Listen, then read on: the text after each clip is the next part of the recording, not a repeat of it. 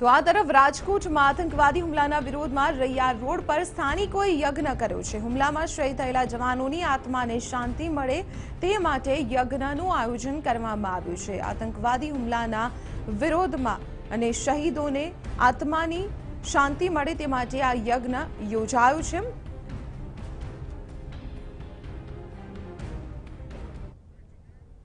ત્યારે સીધા જઈએ રાજકોટ અમારા સંવાદદાતા ગૌરવ પાસે। ગૌરવ, શહીદોની આત્માને શાંતિ મળે તે માટે રાજકોટના સ્થાનિકોએ યજ્ઞનું આયોજન કર્યું છે। કયા પ્રકારનો પ્રતિસાદ અને આતંકી હુમલાને લઈને કેવો રોષ?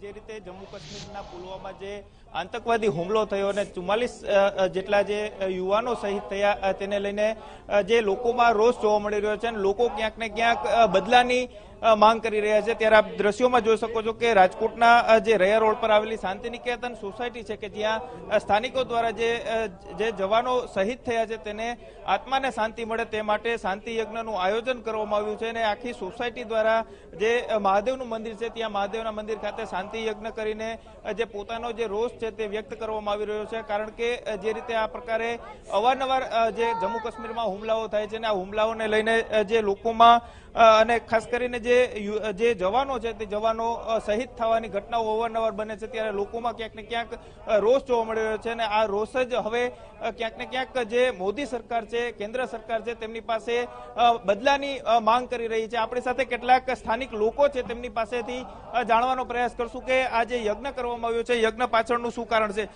આપને પૂછવા માંગીશ, જે હુમલો થયો છે આ હુમલાને આપ કેવો ગણો છો અને યજ્ઞ કરવાનું કારણ શું? આ હુમલો ખૂબ જ ઘૃણાસ્પદ છે।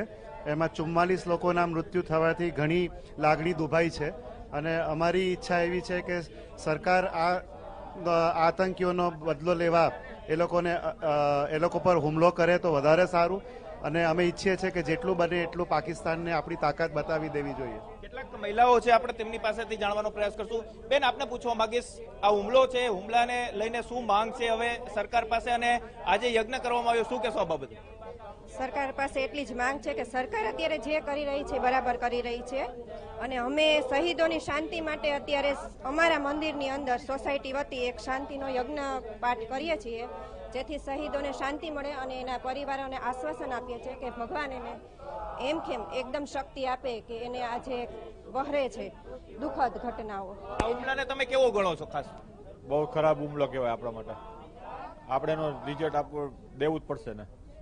સરકાર પાસે કેવી માંગ શું હવે? વધારેમાં વધારે પાકિસ્તાનને તકલીફ આપે એ વસ્તુ સારામાં સારી કહેવાય। ચોક્કસ જ જે રીતે જે હવન છે હવન કરવામાં આવી રહ્યો છે અને જે બદલાની માંગ છે તે માંગ કરવામાં આવી રહી છે। લોકોમાં ક્યાંક ને ક્યાંક રોષ જોવા મળી રહ્યો છે તેને કારણે જ જે આ પ્રકારે જે 40 થી વધુ જે જવાનો શહીદ થયા છે આ જવાનોની શાંતિ મળે તે માટે જે સોસાયટી છે શાંતિ નિકેતન સોસાયટી તેમના દ્વારા શાંતિ યજ્ઞ કરવામાં આવ્યો છે અને જે લોકોમાં જે રોષ છે તે રોષ ક્યાંક ને ક્યાંક હવે કેન્દ્ર સરકાર જે પાકિસ્તાન સામે કડકમાં કડક પગલા લે તેવી માંગ કરવામાં આવી રહી છે। જી ચોક્કસ ગૌરવ, આભાર માહિતી આપવા બદલ। તો આપણે જણાવી દઈએ કે જે આતંકી હુમલામાં 40 જેટલા જે જવાનો શહીદ થયા છે તેમની આત્માની શાંતિ મળે તે માટે રાજકોટના રૈયાધાર જે મહાદેવ મંદિર છે ત્યાં સ્થાનિકો દ્વારા શાંતિ યજ્ઞનું આયોજન કરવામાં આવ્યું જ્યાં સ્થાનિકો મોટી સંખ્યામાં પહોંચ્યા છે અને જે જવાનો શહીદ થયા છે તેમની આત્માને શાંતિ મળે તે માટેની પ્રાર્થના તેમના દ્વારા કરવામાં આવી રહી છે। સાથે જ તેમનામાં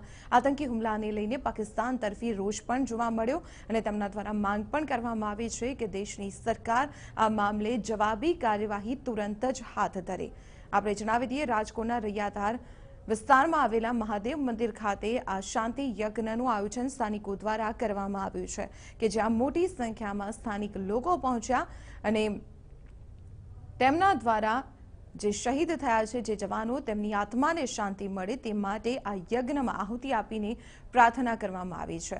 આ બે તસવીર અમે આપને બતાવી રહ્યા છીએ। જોઈ શકાય છે કે ઠેર ઠેર શહીદોની આત્માને શાંતિ મળે આ ઉપરાંત તેમને શ્રદ્ધાંજલિ આપવા માટે વિવિધ કાર્યક્રમોનું આયોજન કરવામાં આવી રહ્યું છે। રાજકોટના રૈયાધાર વિસ્તારમાં યજ્ઞનું આયોજન કરવામાં આવ્યું છે જ્યાં વૈદિક મંત્રોચ્ચાર સાથે આહુતિ આપવામાં આવી રહી છે અને પ્રાર્થના કરવામાં આવી રહી છે કે જે જવાનો શહીદ થયા છે તેમની આત્માને શાંતિ મળે સાથે સાથે તેમના પરિવારજનોને એ હિંમત મળે કે આ દુઃખના સમયને તેઓ પાર કરી શકે। સાથે સાથે બીજી તસવીર અમે આપણે બતાવી રહ્યા છીએ સુરતથી કે જ્યાં ભાજપ પણ હવે આતંકના વિરોધમાં સ્થાનિક નેતાઓ ભાજપના હવે મેદાનમાં છે અને તેમના દ્વારા ધરણાનું આયોજન કરવામાં આવ્યું છે સુરત ખાતે કે જ્યાં નાનપુરાના મકાઈ પુલ પાસે આ ધરણા આયોજિત કરવામાં આવ્યા છે અને તેમાં ભાજપના આગેવાનો ઉપસ્થિત છે, ધારાસભ્યો ઉપસ્થિત છે અને સ્થાનિક કોર્પોરેટરો પણ અહીં ઉપસ્થિત છે અને તમામે આતંકનો વિરોધ અહીં પ્રદર્શિત કર્યો છે। સાથે સાથે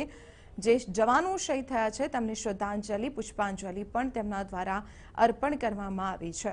આપણે જણાવી રહ્યા બે તસવીર સુરત અને રાજકોટથી અમે આપણે બતાવી રહ્યા છીએ કે જ્યાં એક તરફ આતંકી હુમલાને લઈને રોષ છે ત્યારે જવાનો અને તેમના પરિવારજનો પ્રત્યે સંવેદના અને લાગણી પણ જોવા મળી રહી છે।